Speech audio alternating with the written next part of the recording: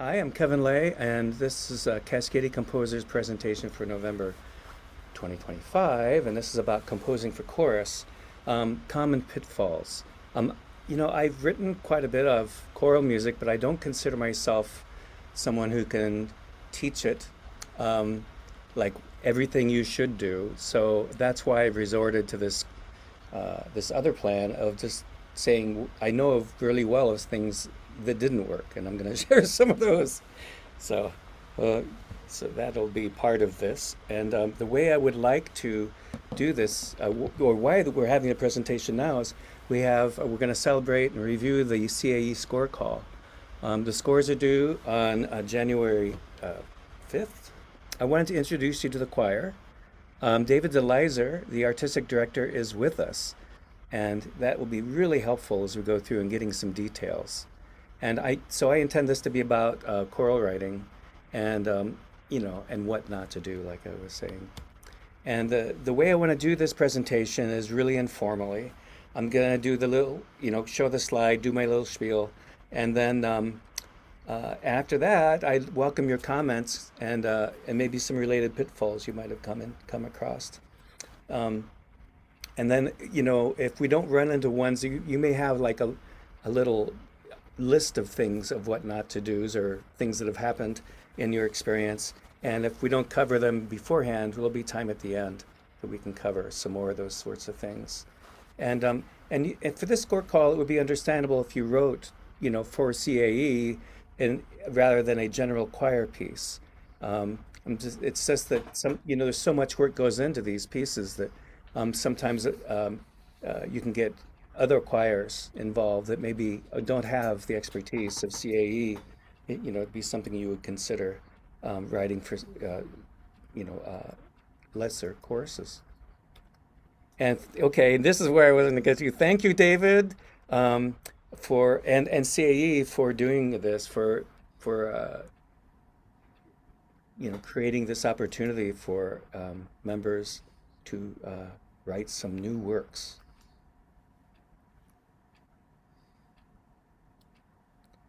Okay, so here's the score call, and I'm going to go into it in detail here. Um, does anybody need this in the chat? Or does anybody need to know where to submit their materials for this score call? Because this is it here. I don't dare click it, or the screen will change. But I believe that's in the score call itself. Okay.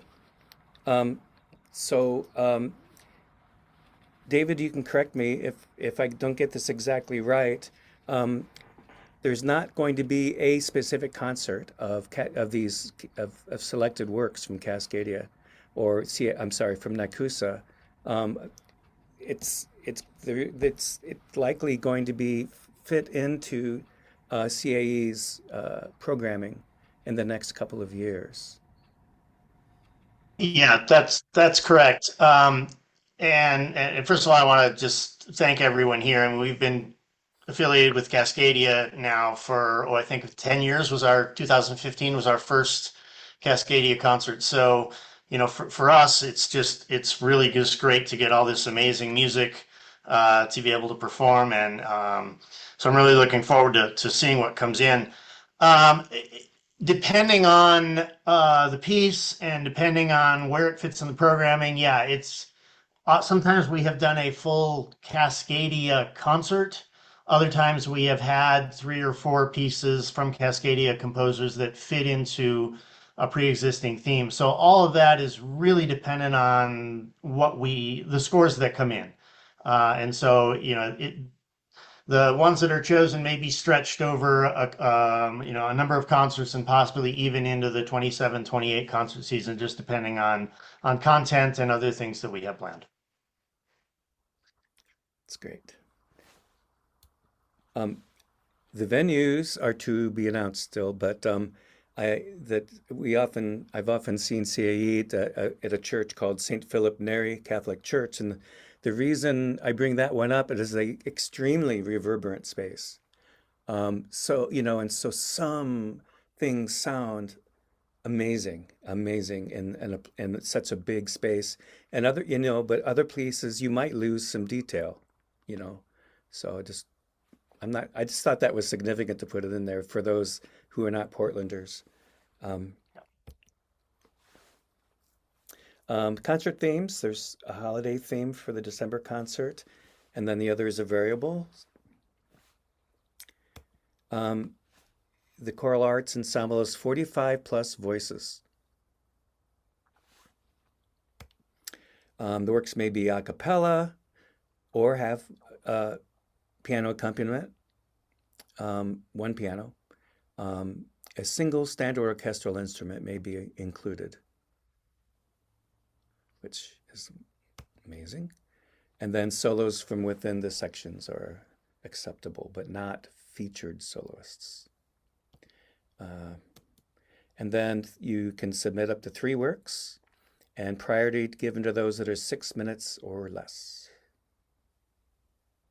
This is all on the score call, but I thought I just emphasize that.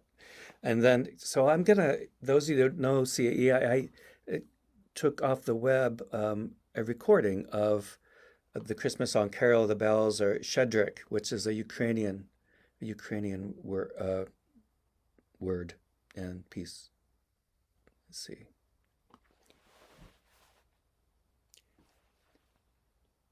Let me know if you can't hear.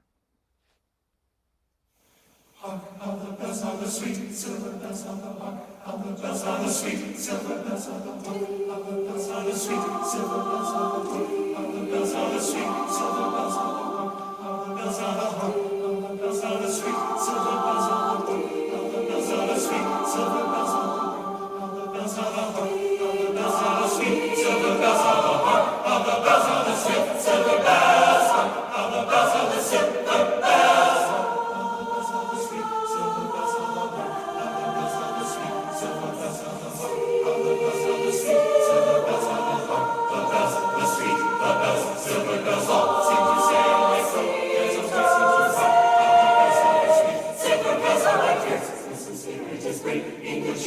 Young and old to the meek, and the bold are the ding, ding dong, that is the song, ring, joyful ring, all caroling one seems to hear all the words of good cheer sounding from everywhere they are filled, in the air they all go, how they raise, singing words of songs, sing over in the telling the tale, over in the telling the tale. Oh, Christmas is here.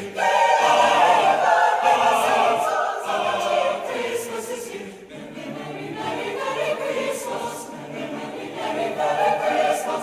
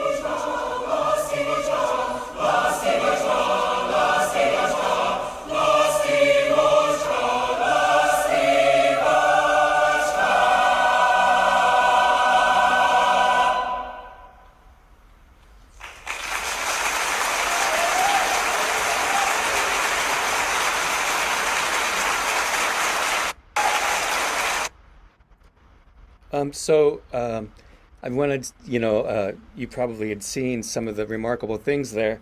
Um, that was pretty complicated metrically, I noticed, David, and it was fun to watch you conduct that. So it was switching into fives and odd meters quite a bit. It was a mess, but it was great fun. Why do you think it was a mess?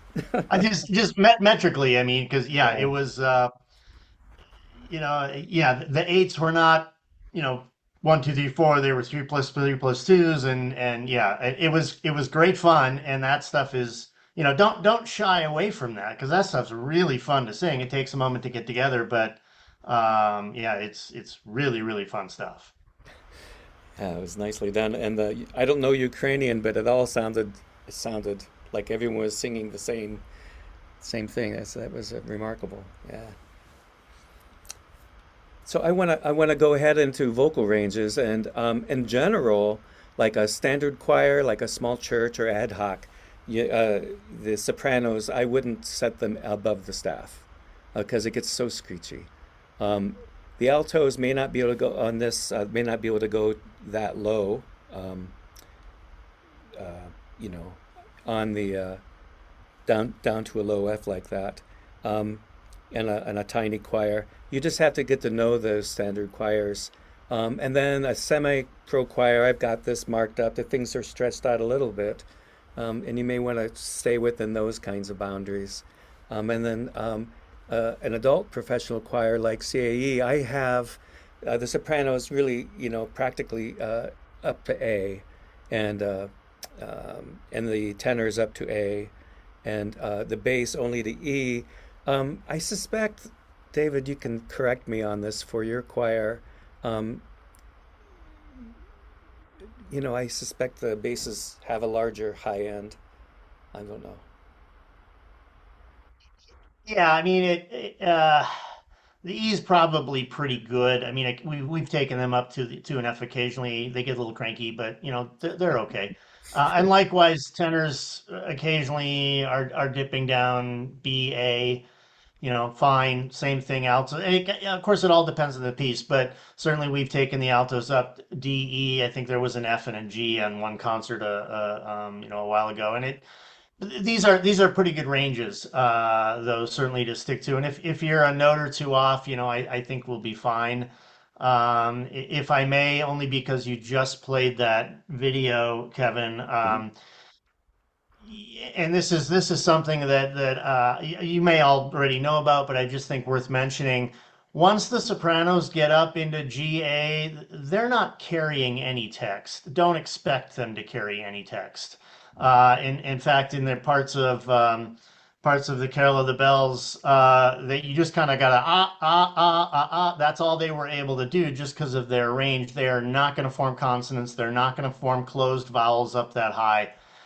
So just make sure the text is being carried by a voice part that is much more in the heart of their range because you're just going to get open ahs and open vowels once you're that high in the sopranos.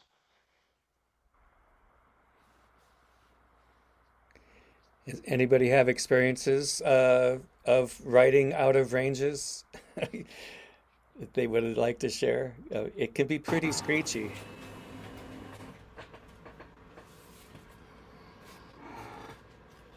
Well, I'm going to keep going then. Oh, this is just for FYI, child voices. I found them, it was on the Behind Bars book, and I thought, oh, I'll put those in there. I think it was where I found it. Could be informative for a whole different venture. So yeah, these are the two books that I've used the most. The Behind Bars is such a wonderful book for everything. The Harold Rosenbaum book is really one of those things people either love or hate Harold. I happened to run into him because I submitted a piece to him, and we became friends. And he sent me his early versions of this choristration book, and I found it useful, just as practical, just like you know, make sure I do this, make sure I do that. It's a very informal kind of book, um, and so I recommend it provisionally. Yeah. But Elaine Gould's book is gold. Yeah, truly. So I've got here some general advice for performability. Uh, and I take these things seriously. I think you should too. You need to be able to, you need to sing each part in your score, and while you sing it, make sure that you've got the breath. It's easy, it's no, not impossible to sing. Pay attention to the breath and finding your pitch. It's kind of very important for, I think, any choir. If the pitch is somehow foreshadowed somewhere, either in another part that they can listen for, or in a piano, accompaniment or something, or unless it's an easy fourth or fifth or octave, of course, but from where they left off. But I think it's in general, generally, you really should sing each part after, to make sure all is well. I would even go as far as conducting your own score. I don't know, that might be a lot for some people, but it's like, how many cues are you going to require, to signal entrances and exits, and then try and, if it's one of those crazy metrical things, it doesn't seem fair to the conductor just to throw it in their lap and just figure they can just do it. I mean, they can probably, but it's if you want a working relationship with the conductor, it's good to keep them in mind. Basically, is what I'm saying. I recommend you always have a rehearsal piano part for rehearsals. And then if you're using a piano accompaniment, give it its own part. Just don't just double the voices. Any comments? So here's some more. If I may, sorry, Kevin, if I may, I don't want to discount the importance of really making sure that every entrance has a way to find their pitch, because that's in some pieces, that's where we do get tripped up, especially if you have staggered entrances. Okay, great, the tenors are starting right where the bass is left off, or maybe they're up a step, but we've had other pieces where the altos, literally, they have no reference and they just have to come in out of left field, and that's where things get really difficult. So I don't want to. I really want to make sure that we spend a moment on that, because, and again, a good idea, as Kevin suggested, is go through the part not as a composer, but as if you are a singer, and what are you going to have problems with? Because the guarantee that's the problem that the choir is going to have as well. So if you can make that role switch from composer to singer, or even conductor, that is immensely helpful. And the breath marks, if you don't put them in, the conductor is going to put them in for you, and they may not be where you want them. So the more information you can give the conductor, the more likely they are going to perform the piece the way you are hearing it and the way you wrote it. I don't mind way too much information. I would rather have that than, I have no idea what the composer meant here, therefore I am going to guess. And I'm fairly sure I probably don't always guess what the composer intended. So as a conductor, more information to me is much better. Fantastic. Thank you. I have a question. Jeff. Is it customary? I mean, it says how many cues are required to signal parts to enter. I mean, to what degree is a cue required to signal a part to enter, and to what degree are singers going to enter simply according to what's in their score? Yeah, and that's sorry. Go ahead, Kevin. No, you're the man. No. I'm just pushy. It's a good point, Jeff. Unlike instrumental music, and if you're new to choral writing, all the parts, soprano, alto, tenor, bass, they are all looking at the same score. So the good news is, the altos are seeing what the tenors are doing right before they enter. So that's one of the big differences with instrumental music, where your instrumentalist only has their part. So in that regard, cues are probably probably less important because any given singer is looking at what all 4 parts or 8 parts or whatever are doing in any given moment. It's just a question of making sure that somewhere in there there's something they can identify as, oh, if I listen for the piano here or the bass here, that's my pitch in 2 bars or 2 counts. That's more what I'm interested in. Okay, thank you. Yeah, when I think of cues, I wasn't actually thinking about the format of notation, when you um, what's the word? When you actually have, cue notes in there to give you a lead in, like often is in instrumental music. I can If I, find, I can can I find, follow up on that? hmm? May I follow up on that? Please. Well, I read cues as being something that the director is doing, Hmm. the motion that they're making in order to cue the singer to begin. And that surprised me to read that. So, Oh, but I well, think I just misunderstood. oh no, I think you're understanding. It's like it's in a really complex score where the entrances are, especially if they've been waiting for like say 8 or more bars, and they're uh, I when I'm singing, I appreciate the conductors that cue us in as a group. Okay. I, I do, and I see that David does that. I don't know if you were here for the recording of the Song of the Bells, but yeah, I mean it is really important, especially if they're off a little bit or they're a little difficult or a little surprising.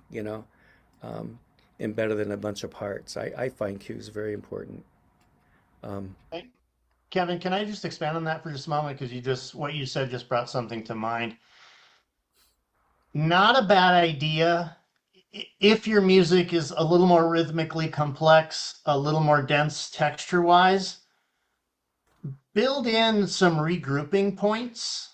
I mean, obviously, it needs to fit musically with what you're wanting to do, but boy, every once in a while, it's nice if we are all doing our own rhythm, if we come together for a chord or a moment, just in case someone gets off, they're not, oh my God, I'm not going to get on for the next 7 pages because of the way this thing is written. It's nice to have those little phrase breaks, breaths, just moments, in the music cadences where we can get back on if things have gone awry, especially in really complex meters and rhythmic pieces. I find for me the most challenging part is making sure that there's adequate preparation for finding the pitch. And sometimes for me as a composer, it's hard to judge because I'm so familiar with the piece. And I mean, I know it. I know every pitch that's coming anyway in my head. And so it's not difficult for me to find the pitch. But for someone who's not as familiar with the music, to find it. And I sometimes I wonder like how long do they need that cue? Like if I land on the note that they're going to hit and there's only 2 beats at say quarter equals 80 for them to latch onto that, is that really enough? mhm. Or do they need a really super obvious kind of pitch cue? And it's a problem for my music because I work with tone rows and it's Mm. not conforming to standard tonal practice or the patterns that they're used to with the standard chord progression. So it becomes a little more challenging. Um, yeah. Yeah, it's a good point, Mark. I mean, what I would say to that is, I'm less worried about how short a time they have to hear a pitch because for the most part, I think they're okay with that. My concern is if, okay, your reference pitch is here and now it's going to be a bar and the tonality is going off in really weird places from when you heard that pitch, in which case you're going to lose that pitch because there's just too much other stuff that doesn't go along with that. So in that regard, if it's more complex tonally or we're dealing with tone rows or in a section with a lot of dissonance, I would rather have the reference pitch be pretty close, Yeah. lest it gets in the singer's head as they're trying to retain that pitch, lest everything else going on around just kind of washes that pitch away, if you will. Yeah, that is my goal. It's like the landing pitch of the phrase from the instrument, but it may only last for 2 beats, not all that long, but I'm hoping that as they get familiar with that phrase and have heard it a few times, and then they kind of anticipate the landing pitch because they've heard it before. And it's not like that it's completely atonal and bouncing all around between the tones. It's more like it's harmonious and it settles in a harmony, but it's just not a triadic harmony. It's something that, sounds, it's more chordal or fifths oriented. Um, and just while I'm talking, like another note is that I have a lot of fourths and fifths in the melodic configurations, and I've been told before that particularly descending fourths are kind of a difficult interval to get the singers to recognize and hit. I'm curious about anything you have to offer about intervals and relative difficulty of negotiating intervals. Interesting. Oddly, I find my singers struggle a little bit more with descending a perfect fifth as opposed to a perfect fourth. But I think with anything like that, I mean, don't shy away from that. That just means we got to take another moment in rehearsal to get that in their heads. That's fine. I'm not too worried about that. Okay.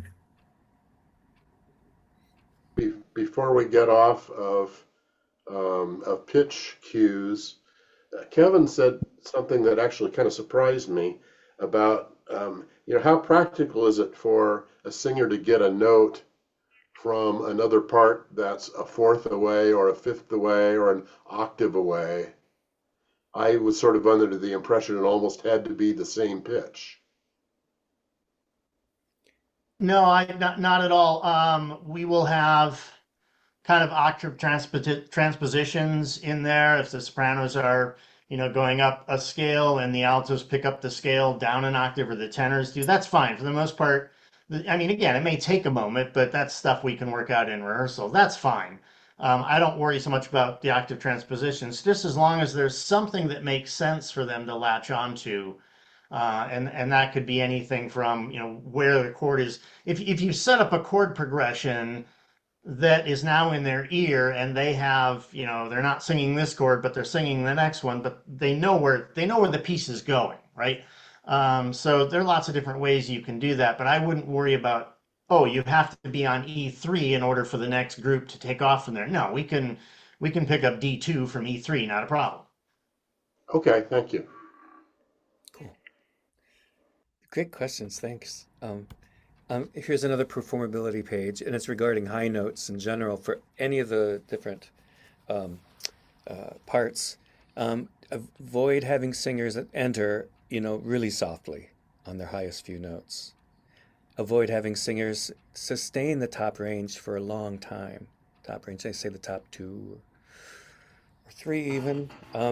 Avoid closed vowels at the top of a vocal range. Now, closed vowels are when the tongue is really close to the roof of the mouth and the space in the mouth is, pretty small. And I have some examples like B, bit, and blue. You'll notice your tongue is high. Those are hard to sing high in a range. And then if you write long passages in a singer's upper ranges, give them a break with some comfortable pitches if possible at some point, intersperse some rest for that. Open to comments.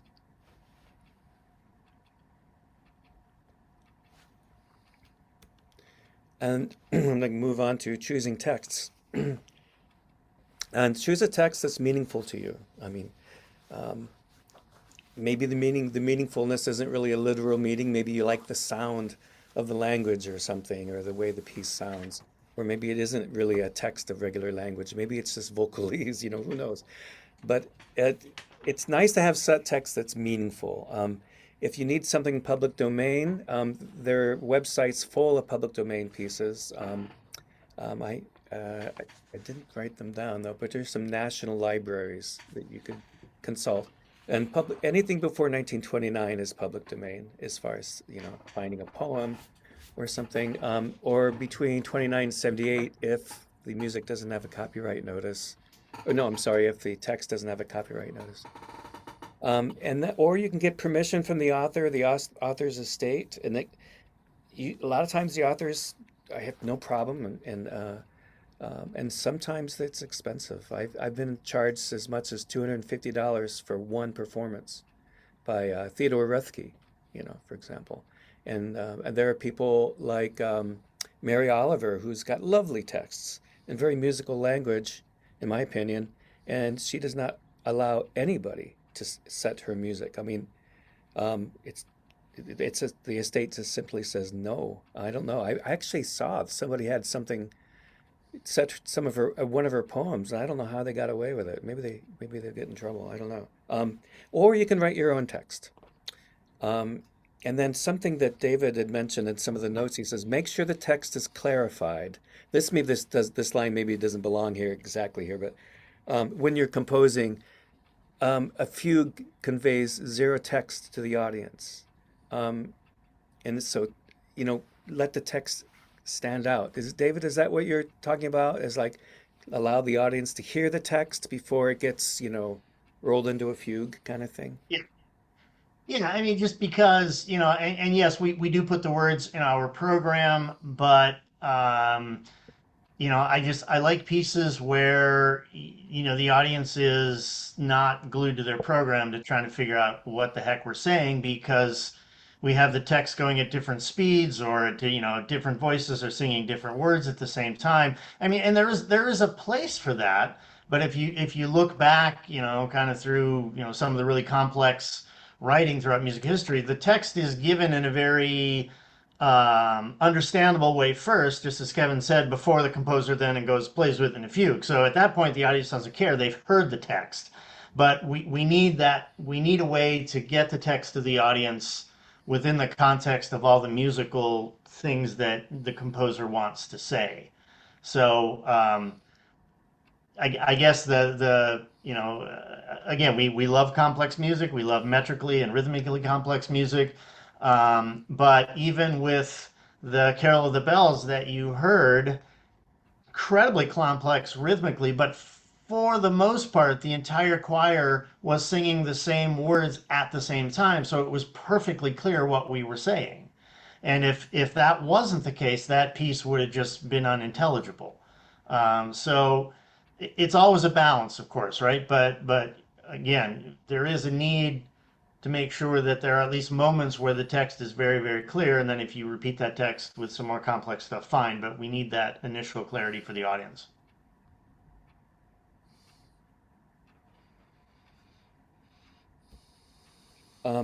Languages. I'm just doing some random things about languages that surprised me, and I had to learn the hard way. There's one I show here. This is part of a piece which I highlight in this slideshow quite a few times because I made so many mistakes. I wrote it back in my 30s, and you'll notice that I have gaudio as a diphthong, like gaudio, and it's like, oh my gosh. That was a big mistake I didn't realize. And so, yeah, there are no divided diphthongs or glottals in Latin. Um, and then all R's are rolled in German.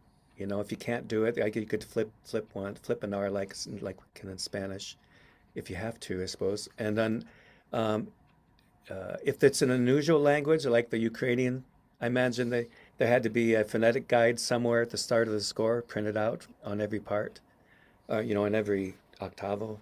And then this is according to Harold Rosenbaum, French should be sung with more inflection and phrasing than when spoken. I put that in there because I thought maybe someone would have more information on the French. Interesting. I don't have information on the French, but a simple question: wouldn't your GAU situation would that situation be fixed simply by writing, say in the alto part, the GAU and the E flat, and then just extending a line through the phrase to the G? Yeah, I would have removed that dash between the A and the U. Yeah, in the okay. word gaudio, yeah. So it's really almost it's more of a lyrics notation issue than an actual musical issue. No, I think it could be a musical issue. This one isn't particularly because it's even, but if the ga in this case had a dot on it, if it were a Uh, dotted quarter and an eighth, it may not work. It wouldn't probably work out to be that kind of meter, as far as the enunciation probably wouldn't go in that ratio, because that's not how naturally it would be. It's always a gao, not rather than an au. It's not au, it's ow. Hope you can hear it, the difference well, there. wouldn't it be gao? Wouldn't they just go gao? In this case, maybe yes. Maybe this isn't the best example, but in Okay, general, I wouldn't do this. I certainly, yeah. yeah. If, and you're right, Okay, it would be a text. How we type in the lyric is really how I fixed it. Actually, I okay. did fix it. I had to go back, find that score, and put the error back in to take a picture of it for this. Okay, thank you. I can't help with the French, sorry. Yeah. Anybody know French very well? Okay. I know Well, French fairly well, but I've never used it in a piece. I think French and Italian for me are my favorite singing languages. I just, for me, like German, English, all the guttural and, complicated consonants and so forth, is just, I don't really care for it. In English, I feel like I have to write my own text and like sort of tailor it to be um, vowel friendly, if you will. yes. The whole art around singing and vowels and how you place, which vowels you place on which notes and everything that I'm far from it good at, but I try my best to do that and keep that in consideration. Yeah.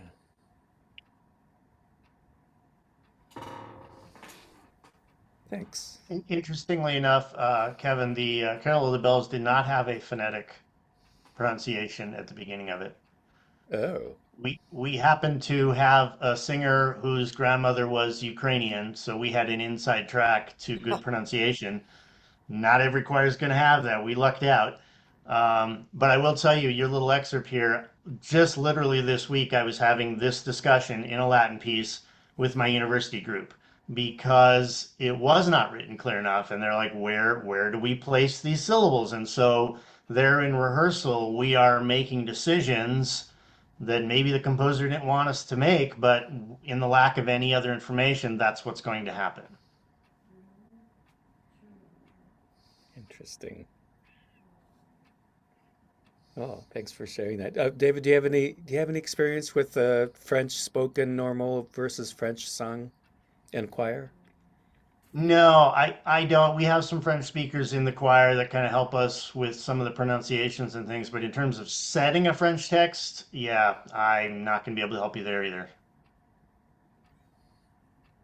Well, let's move on. And maybe Maestro Harold is, overestimating uh, the French sung. I want to talk about glottals a little bit. This is something that comes up. I use the phrase, the "for unto us a child is born."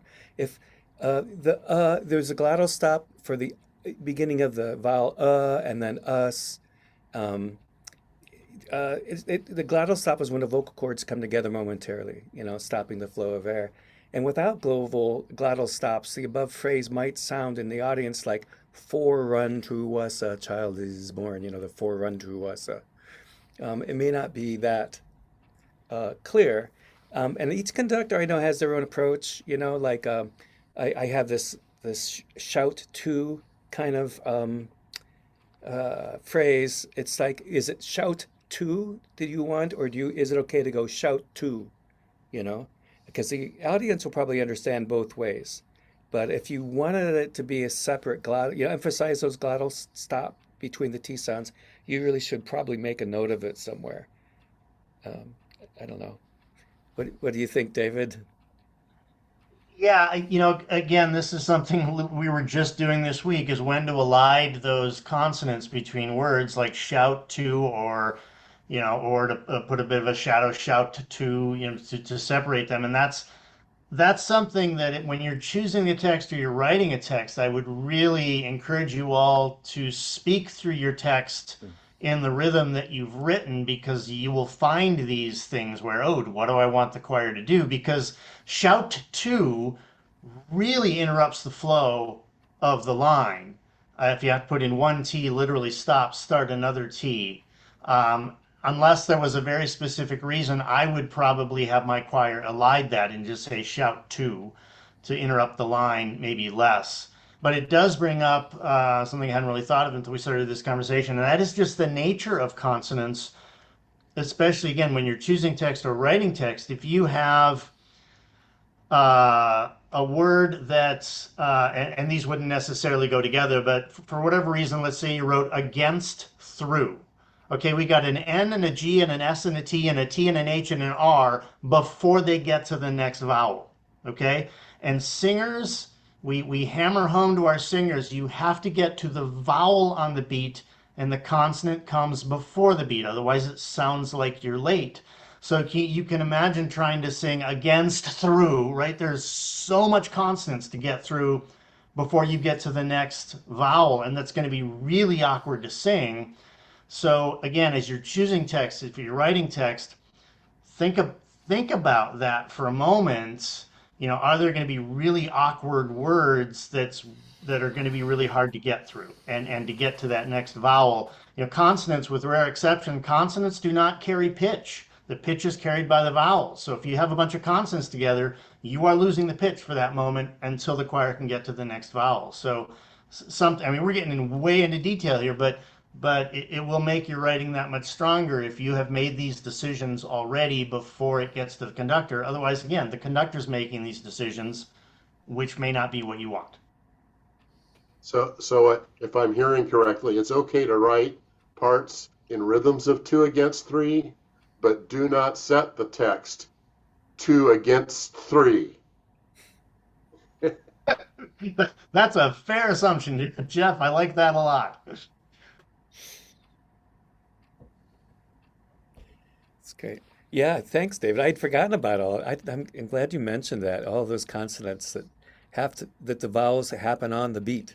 On not. Yeah. Wow. Yeah, it's important. Let's see.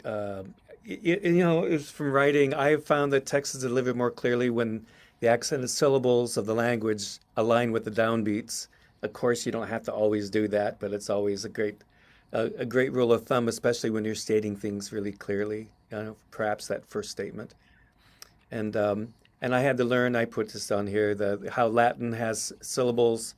They have fixed rules of which syllables to be accentuated, and it's a little more complicated than I expected. And I really made big errors with this in that same piece. In Latin is such a beautiful language. In my opinion, for chorus, I think it's worth bringing up in case you choose a Latin text. I have an example of what not to do. On this slide is that same piece I wrote a ton of years ago, and there are things like the word Deo. I have Deo. The accent should be on day, and here I have the soloist going Deo, Deo, and I put a line under there to try but it was already too late. I mean, it's like this melody really did not go well with the way, because of the syllables I'd mixed up. The materia. There's just a lot of cases here where it's just the syllables really were not aligned very well, and I just didn't know Latin when I wrote this thing, and I made assumptions. Let's see. Oh, it wants to play.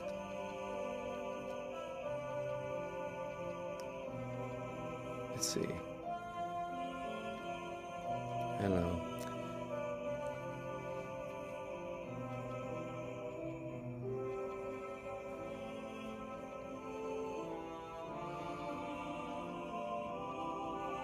There's a lot of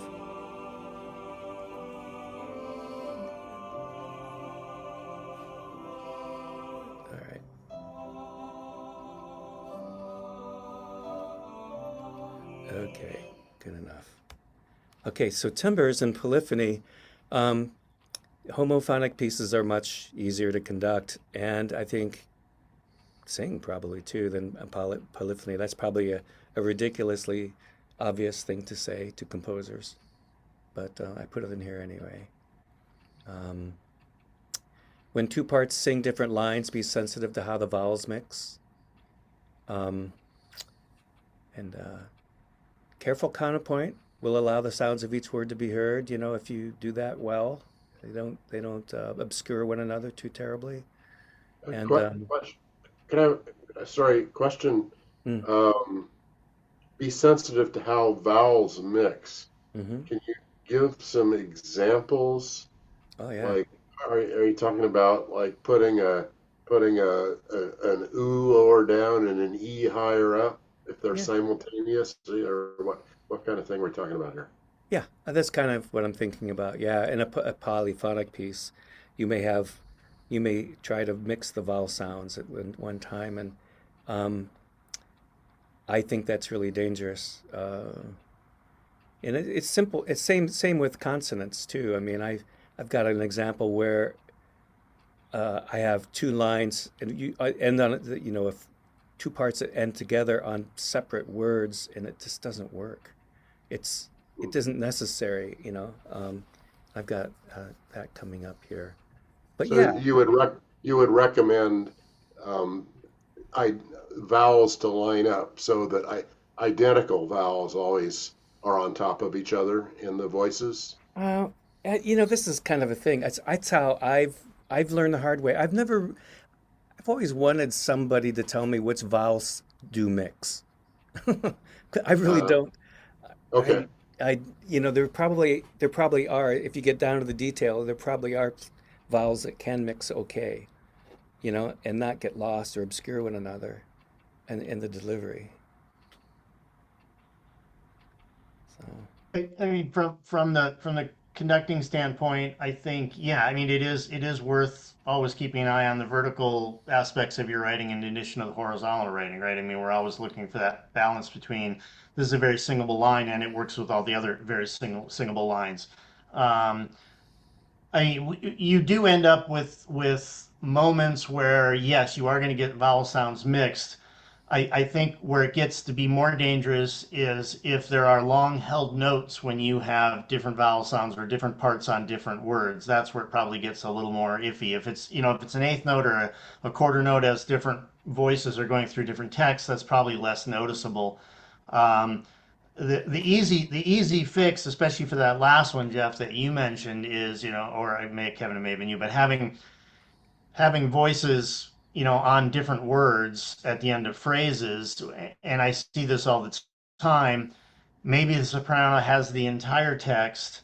Maybe the alto doesn't have every single word, and a few words are left out so that the altos can line back up with what the sopranos are doing at the end of the phrase, right?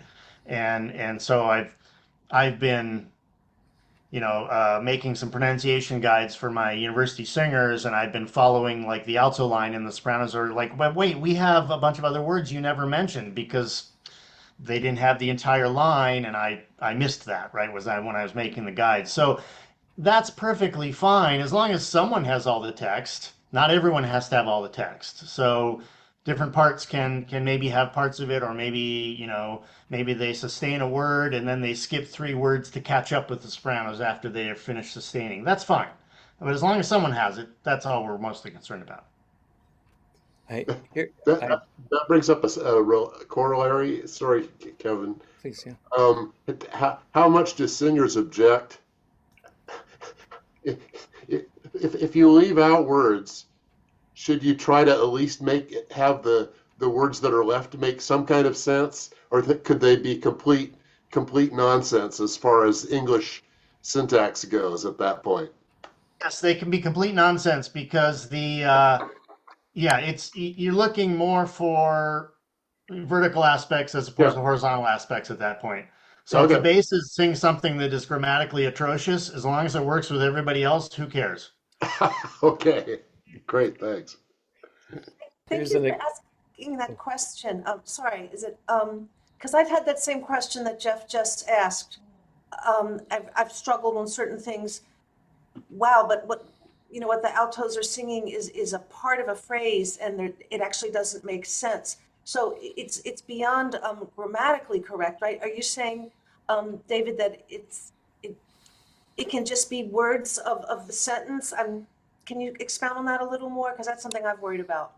Yeah, and I don't, I'm trying to think if I have any music near, and I don't think I do, but let's see if I can, okay.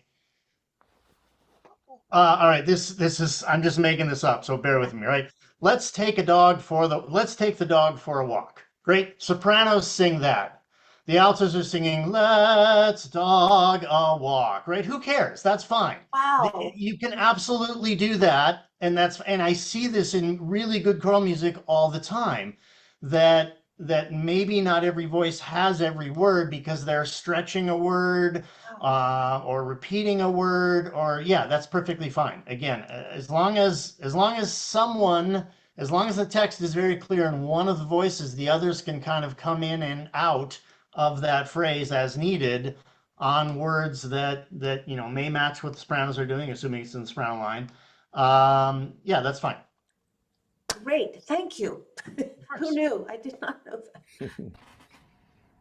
Do you think sopranos are the best at expressing a complete line like that? You seem to go back to the line is complete in the sopranos a lot.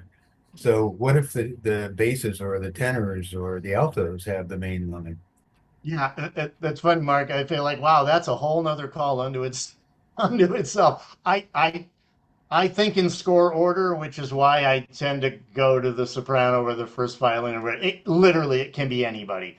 Um, Obviously, when you start to get into inner voices carrying the text, I like to think, and I teach composition at the university as well. So I like to tell my students, think about this in layers, and think about it is kind of like everyone has their own sandbox.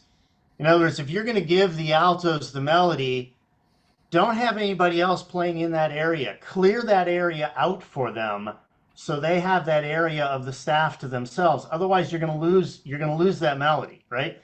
And of course, the other way to do it is rhythmically, right? If the altos have kind of a more syllabic type of text, give the sopranos above them some longer held notes just to get out of their way, both pitch wise and get out of their way rhythmically, right? So yeah, it can be certainly in an inner voice without a problem, or even at the bass. You just need to make sure again that you're giving that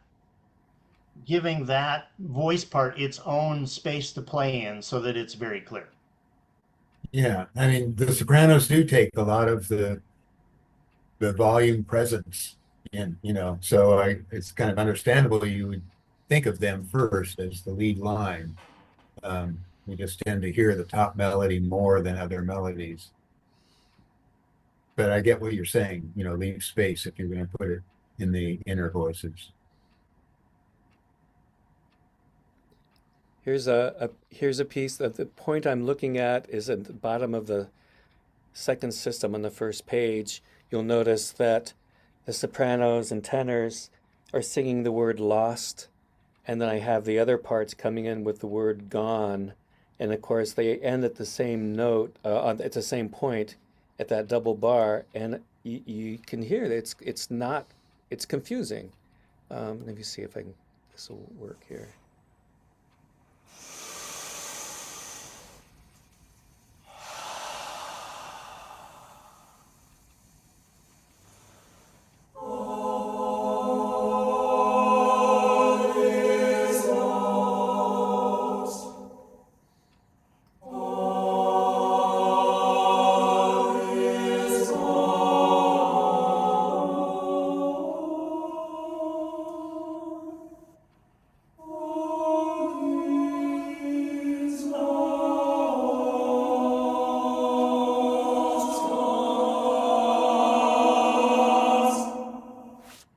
Yeah. So I wanted to share that. Kevin, if I may, Pardon what? if I may, in that example, yes, the vowel is somewhat problematic. I think what might even be more problematic is that you have two different ending consonants in Yeah. those words, and that's going to be really hard to get a clean cutoff on. Yeah, and when the singers sang it, they said, "Are you sure you want to do that?" And I thought, oh, I don't want to change it now, and I wish I did at that point because yeah, that word "gone" against the word "lost" just Yeah. yeah, Gone was lost. gone. It was lost and gone. So I'm coming back. We already spoke a little about breath marks, and of course, when we talk about breath marks, we're not talking about the print address, the end of the phrases. Of course, breaths are taken there, but this is the comma that's written above each vocal staff, before the subsequent note or the bar line. And a lot of composers don't indicate, or many or even any into their scores, and it's really unfair, really, to force conductors to decide, but they will. And then I know that some other choirs I've met with, they say, well, we don't know where to breathe, just breathe every time there's a comma in the text, which can be can isn't really a general rule either. But yeah, so singing along your parts, you will be able to. It'll be evident to you where to put the breath marks. And for most of my writing, I tend to put some kind of rest. Like I'm planning the phrases so that it's not going beyond a breath. And then there's some kind of rest, and that's automatically a breath, I'm assuming. I don't need to put a breath mark there, right? Right, right. Yeah, that's a good practice. I think what you have there. And then we have ossia. And the ossia, I don't know, wish I had my pointer working, but you'll notice on the second measure of the example here, the smaller, they're like two-thirds the size of a normal note, and they're like optional notes that if there's somebody in the sopranos that can hit a high B, maybe one of them can, on a text or the bass. A lot of basses won't make it down very well to the E. Um, so you could write it, uh, uh, what is that, E2, um, and write it as an optional for maybe one or two of the voices in a choir can actually hit that. There's no need to put the text ossia on the score for this. Um, and Yeah. any comments, Kevin? Yeah, may I? please? Yeah, agreed. This is great. Also, don't be afraid, like the B, for instance, on the soprano, and maybe the chord is, maybe the regular soprano note is a G, and you want a few people up on the G on a B. Don't be afraid to specify that. Like, put the B in the smaller note head and put, one or two singers, right? I mean, because that's really helpful to us. What that means is, oh, you don't want the whole section up there. You just want maybe one or two singers up there, and that's perfectly fine. And frankly, you don't need more than one or two singers, and it'll carry just fine, even in the context of an entire chord. On the bass one, don't be afraid to flip that. If you really want the low E, make that the big note and make the upper one a small one, which then to me indicates, oh, everyone that has the E, that's the one we want. The low one, if you don't have it, fine, sing the upper one, right? So depending on which one you choose as the main note and which one is the alternate note, that's information to me as a conductor of which one you really value and which one you would like to have, and that's of course what we will aim for. But if you want a smaller group on something, don't be afraid to say that. Put it right in the text. Again, I'd rather have more information than less. Awesome. Glissandi. Um, Diagonal line, connecting notes, as you probably know, is a glissando or a sliding or a portamento, sometimes it's called. If the line is close to touching the surrounding notes, the conductor will likely assume the gliss will begin immediately and end as late as it can. So I think always indicate with a text and asterisk in the score where the glissando begins. I learned the hard way that Dorico playback assumes glissandi begin halfway through the duration of the first note, but I learned how to change that as well. I'm going to give some examples here.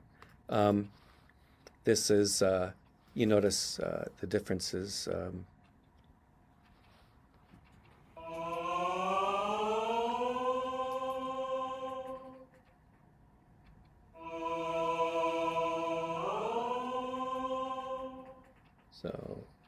indicating it exactly where you'd like that gliss to begin is, I think, absolutely essential. But Kevin, wouldn't you, in that second example, wouldn't you actually begin the lines later in the measure? Well, it's like for example, if on that second example, you could have like the E as a dotted quarter, right? Tied Yeah, to a quarter note, yeah. and then the gliss between the quarter and the next note. Um, Dorico does not allow me to do that.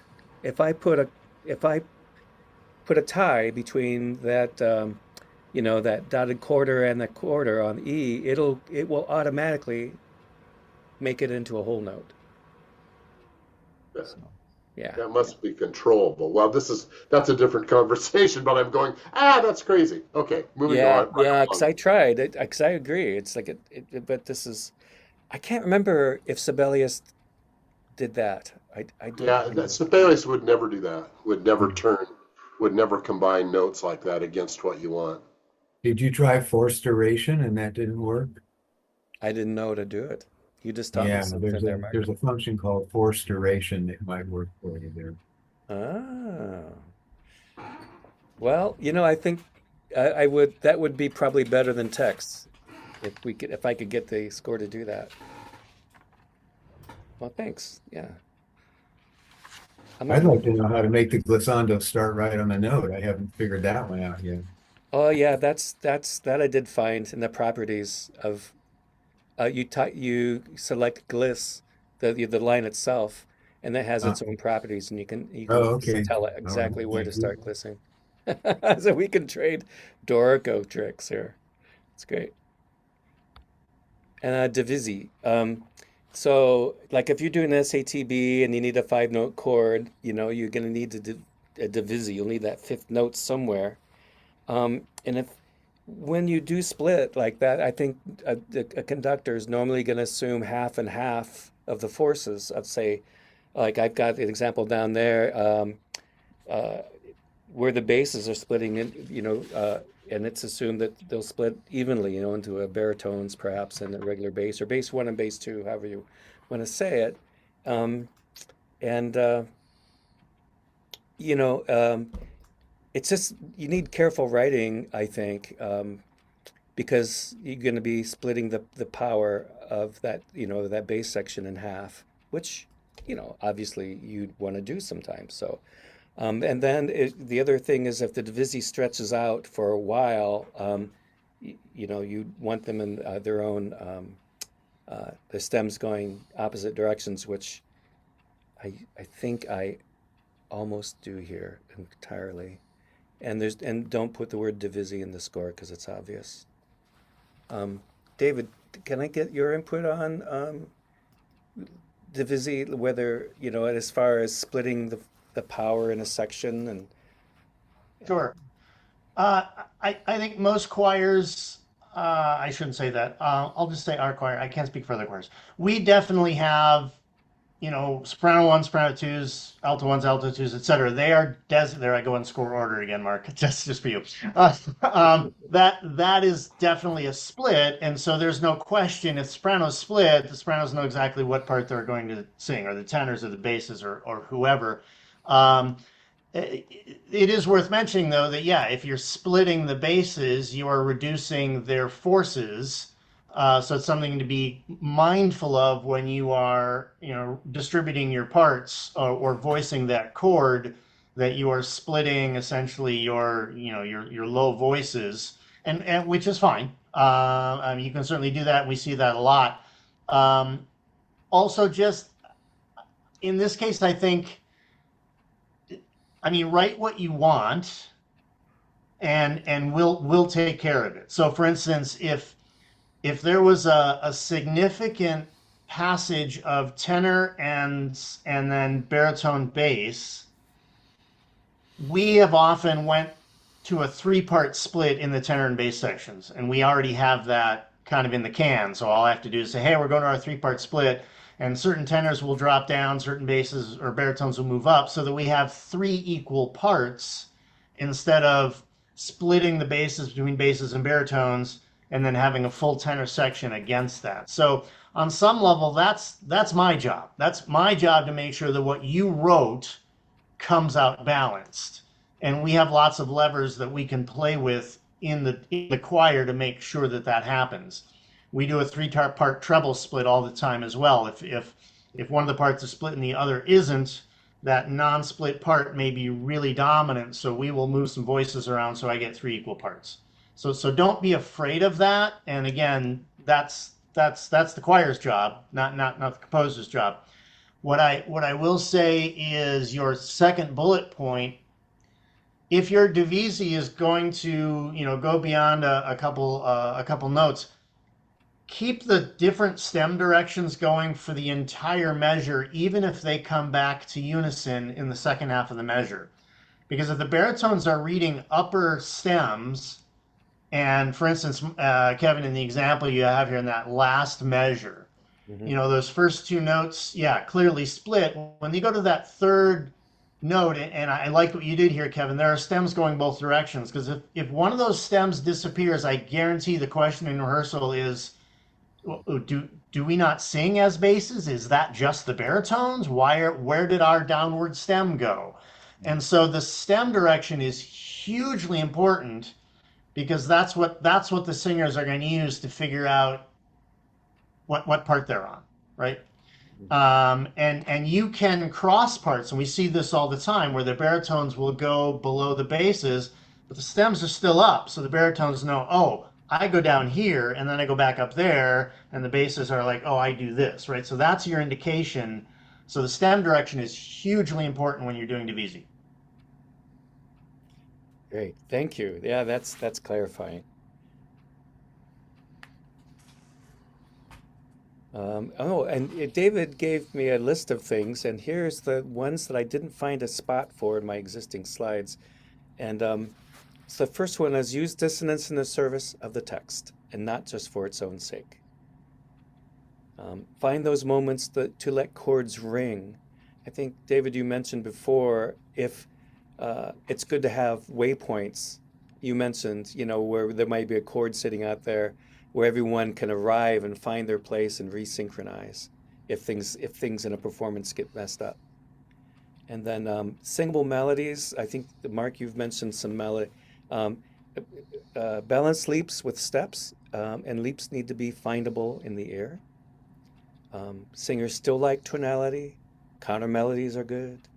Think from an audience perspective. What is moving the piece forward at any given moment? And balance, unity, and variety. There's a lot there. I would like to hear a bit more about letting chords ring.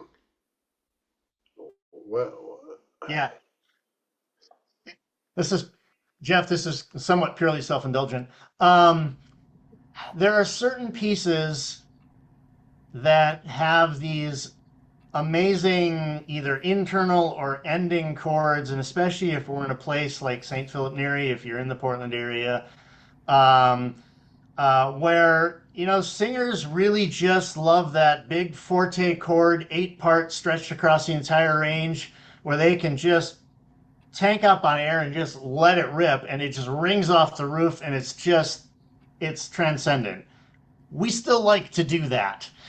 So when I say let chords ring, it's like take a moment and just, let the chord ring, right?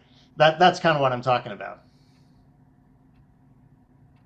And I'm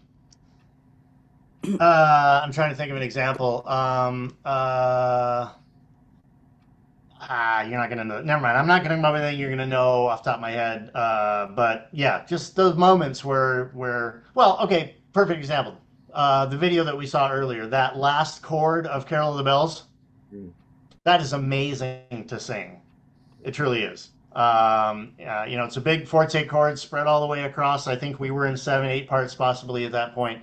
And doesn't mean it has to be a triad. I mean, you can have added seconds and some other things like that, and that's perfectly fine. But just don't be afraid to give the choir those moments to just revel in a really amazing chord.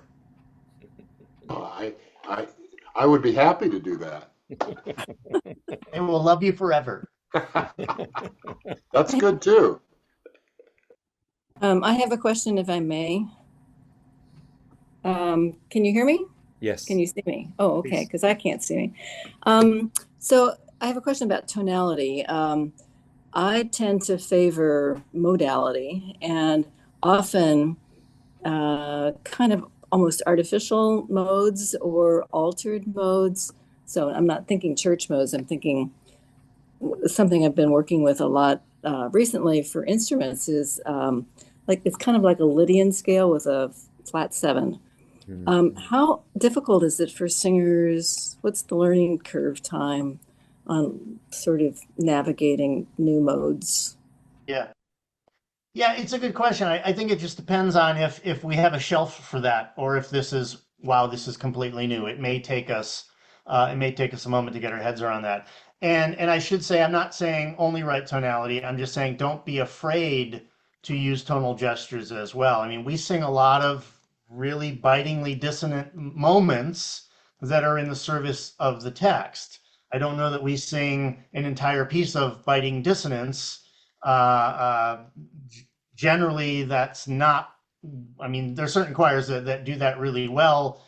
We like kind of what we call stretched tonality, or tonality where you know where you are at the moment, but it keeps shifting. So like shifting tonality, pan tonality, if yeah, some that's perfectly fine. And certainly modality, absolutely, yeah, not a problem. Chordal harmony, sure, we do that. That's not a problem.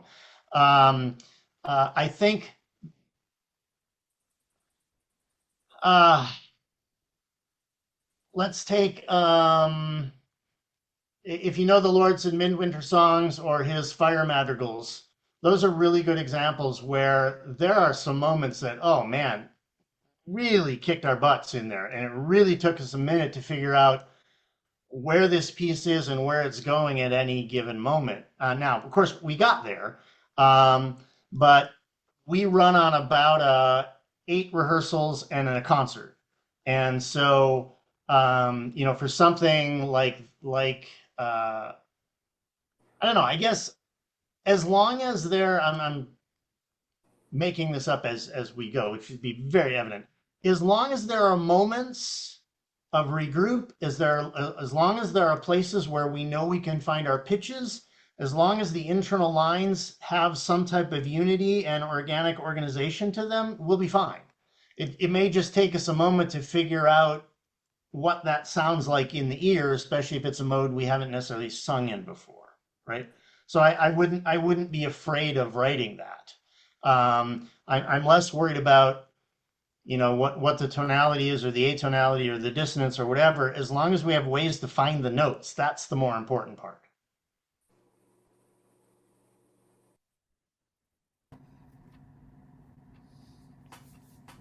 I hope that answered the question. Yes, thank you. Yeah, of course. Yeah, and thanks for all these additional things. I have to tell you, David, I'm sorry I didn't spell your name exactly right. I just noticed it. It's like there should be a space between DE and LYSER. And I'm and I keep and I'm surprised I missed that, but that's for everybody to know. Um, and then and now I'm just going to do some real quick things on formatting, and then we'll be done here, and then we can just have a general discussion. Cover format, I've got things that are typically required: title, name, forces for the piece, SATB, timing in the minutes, and then the year composition is optional. A picture is nice, but don't think that's that important. And then inside the cover, display the text. Include a source, and it's the poet, and a translation if it's not in English. And we talked about you might, rather than have the translation on the inside cover, you can place translations, under the lyric line. Though I find that kind of to be harder to read, but I think that's totally cool.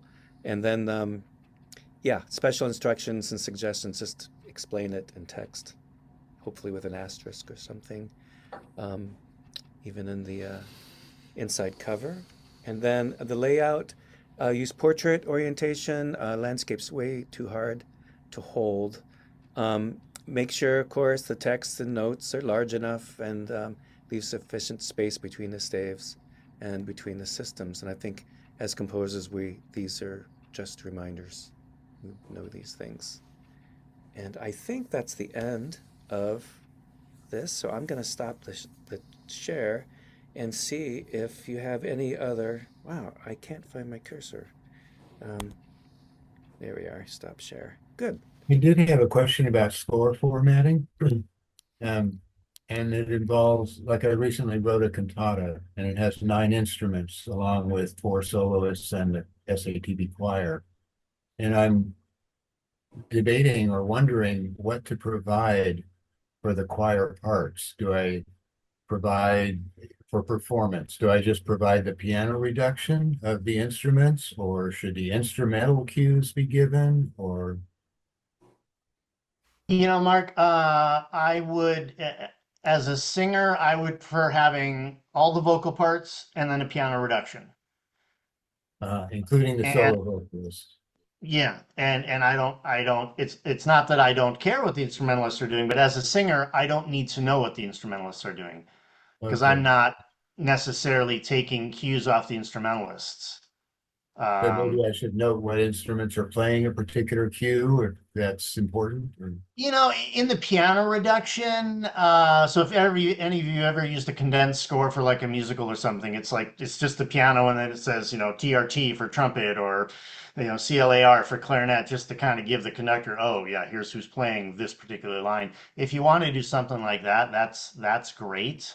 As a conductor, I'm going to want the full score, but the singers only need their parts and a piano reduction. What we would call a vocal score. Okay. I have another question for David. If there's a section of the piece that is spoken as opposed to sung text, how difficult is it for groups of the same voice range? Let's say you give text to sopranos. How difficult is it to blend soprano's spoken voice, for instance? It actually works really well. I'm trying to remember my university singers just did a fairly lengthy multi-movement work by Kyle Peterson, who's a Minnesota composer, called blanking on it. It'll come to me as soon as we hang up the call. But it actually had everyone singing, and then slowly each voice started chanting and speaking text while the other voices were singing.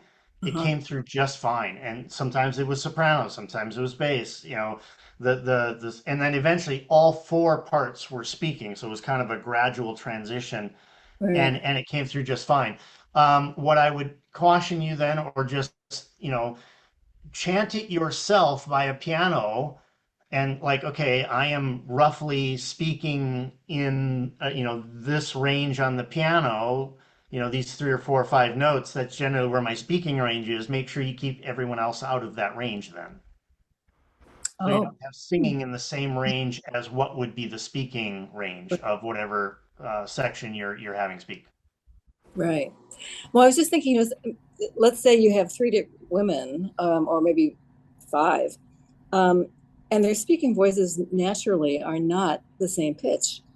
Is that a problem? And do they learn how to blend as they would singing?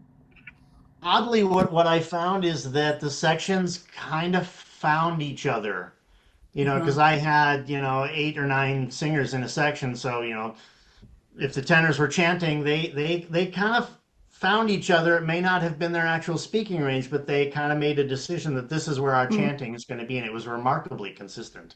So there's a little bit of a group think that happens when you have, a number of singers kind of chanting something together. You don't really get the variation in speaking voice. They tend to kind of glom together to something that's much more unified.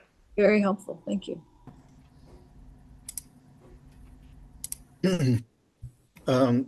Kevin, thank you so much. And David, very informative and very useful, very well presented. I have a quick question about the call for scores. You mentioned it can be a cappella, it can be piano with the choral and then an instrument. But it's not clear if it can be piano, one instrument, and choir, or it's either one instrument or piano. Yeah, so yeah, we can have choir with piano accompaniment and then an obligato instrument as well. That's perfectly fine. So if it's, choir, piano, and clarinet, or piano, choir, and oboe, or whatever it happens to be, yeah, that's perfectly fine. Okay, Yeah. thank you. We do ask that the piano be two-hand, not piano four-hand, and which is why I think we put solo there. So just one player on piano. Thank you. I had a question. First off, thank you so much, Kevin and David. This has just been marvelous, really wonderful. I don't happen to know the term, if there is a generic term for in singing in choir, or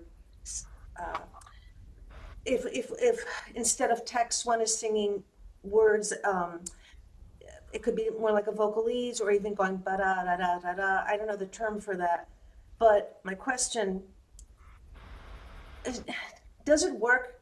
Could it work to have, let's say, the sopranos who are really singing text, but the other voices might be singing either vocalese? Does it start to get dull, or can they go in and out using vowels and other things, and then come back to text? Yeah, absolutely. I don't know if there's a word. I just tend to call it nonsensical syllables. Okay. And we see everything, and that can be anything from having, three voices ooh, while Yes. while one voice is actually singing text. And Yeah. yes, that can absolutely swap in and out. Oh. And you can play with texture. Maybe two voices are singing words and others are oohing. What I will say, only because again we're doing a piece right now that does this, don't discount the power of those syllables, because I can tell you, if you have an extended ooh section and the choir opens up to an ah from an ooh, it lights the place up. It is amazing. So don't be afraid to play with those nonsensical syllables, oohs or ahs, or if you have. There's a great piece, Swedish Christmas piece, where the choir is singing na, just na na na, and then no, and then na, and they go back and forth. But the end gives it a little bit of articulation, which helps with rhythm, as opposed to just an ooh, which gives you no articulation. Cool. Right? So you can absolutely do all of those things. This is great. You just opened up a door, because I'm also a singer-songwriter, and some of my songs I've wanted to set for choir. And the thing that we referenced earlier about how words cross and vowels, that leads me to my last question. I wrote something for a very fine concert choir, but it's really a piece of mine that probably the piece wants a gospel choir. So the performance was done by a wonderful concert choir. That's all I will say. Do you think a concert choir can ameliorate, beat them into submission, the kind of the consonants and things to morph it into a gospel feel, or is that a terrible thing to ask of a concert choir? No, it's not a terrible thing to ask, and because we've done this. So what we will do is, if we run into a style that we are not as familiar with, we're bringing in someone that's going to teach us how to sing in that style. Cool. Cool. And because we want to obviously be true to your vision as much as possible, and we've done that. We've brought in people, for different styles, and to kind of help us dial in that thing that maybe that we just maybe don't do as much. So yeah, don't be afraid to write in that style. And again, the more information you can give to the conductor, this is the style I'm looking for. Again, I'm calling people like, hey, I need you at rehearsal. You got to teach us how to do this, right? And that's perfectly fine. Yeah. Again, thank you both so much. This has been really, really informative and liberating. It's liberating now. I have a question for David, if I may. I'm the Robert who's just been sort of lurking. I didn't intend to say anything. Several years ago, I went to Seattle to hear the performance of Ligoti's Requiem, a work I never thought I'd get a chance to hear live. And I saw something there that I'd never seen before and haven't since, and that was singers using pitch pipes on stage. Have you ever done that? Have you ever seen that? to find pitches in the middle of a piece type of thing? Yeah. I have, and we've done it. Benedict Sheehan set the Christmas Carol story. He added a bunch of Christmas carols to it. It came out about 2-3 years ago. And we were one of the first choirs to do that. And it gave the choir a chance to kind of be the soundtrack to the narration. It was really kind of wild. But there were parts where, there's no piano. So we would stop a scene, there would be narration, and we would have to come in. It's been 5 minutes since we sang. We have no idea where this pitch is. So I had strategically placed pitch pipes all over the choir. I think I had 3 or 4 of them, and they would just gently blow a really soft pitch so the 10 or so people around them could hear it. That's the only way we were going to come back in on some of the things we were being asked to do, because there was zero reference. In fact, there had been kind of a monologue since the last time we sang. So yeah, absolutely. And it worked well? It worked. I don't know that the audience even knew unless they actually saw someone bend down to blow a pitch. I couldn't hear the pitches from my podium. Perfect. Yeah. I would love to hear Ligeti. Wow. I've still never heard his Lux Aeterna live, and I would absolutely love for a chance to do that someday.